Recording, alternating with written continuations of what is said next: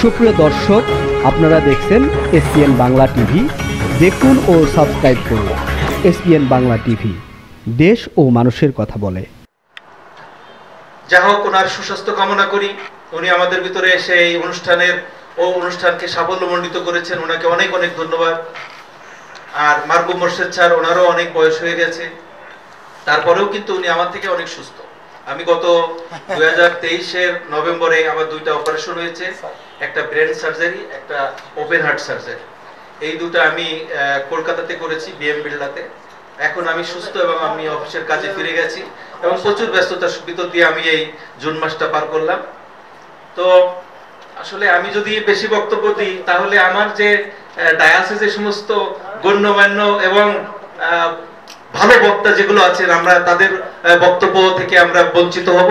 সুতরাং আমি সংক্ষেপে একটা কথা অনুরোধ করব, সেটা হলো যে আমি ইতিপূর্বে লক্ষ্য করেছি আমার এটা হচ্ছে 328তম একটা অনুষ্ঠান। আমি এর আগে 327টা অনুষ্ঠানে মানে অংশগ্রহণ করেছি।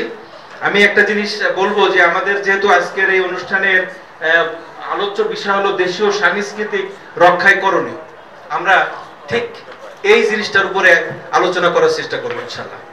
আমি এখানে কোনো রাজনৈতিক বক্তব্য না দেওয়ার জন্য বিনীতভাবে অনুরোধ করছি, কারণ ইতিপূর্বে আমি দেখে আসছি যে যাকে 5 মিনিট সময় দেওয়া হয় সে 40 মিনিট ধরে যে আর গোষ্ঠী উদ্ধার করত। তো আমি এগুলো চাই না, এগুলো আসলে পছন্দ করি না। আমি একজন সরকারি আমলা, আমি চাকরির শেষ প্রান্তে, আমার অনেক রেস্ট্রিক্টেড আছে এই সমস্ত অনুষ্ঠানে অংশগ্রহণ করা। আমার পিছনে অনেক ফেউ আছে, ফেউ তো বোঝেন।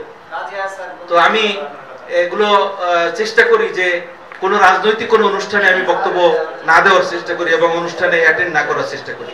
আমি জানতে পারলাম যে এটা সাংস্কৃতিক অনুষ্ঠান এবং এই ব্যানারে আমি আরো অনেক অনুষ্ঠান করেছি এবং আমার কাছে অনেক অ্যাওয়ার্ডও আছে। যা হোক, আপনারা অনেক কষ্ট করে দূর দূরান্ত থেকে এখানে আসছেন এবং যারা সম্মানিত হতে যাচ্ছেন তাদেরকে আমি সাধুবাদ জানাই এবং সম্মাননা জানাই। আপনারা সবাই মনোযোগ সহকারে এবং ধৈর্য নিয়ে অনুষ্ঠানটা উপভোগ করেন এবং সবার সুস্বাস্থ্য এবং দীর্ঘায়ু কামনা করছি। আপনারা আমার জন্য দোয়া করবেন। আল্লাহ হাফেজ। ঘোষণা করছি। ধন্যবাদ অশেষ।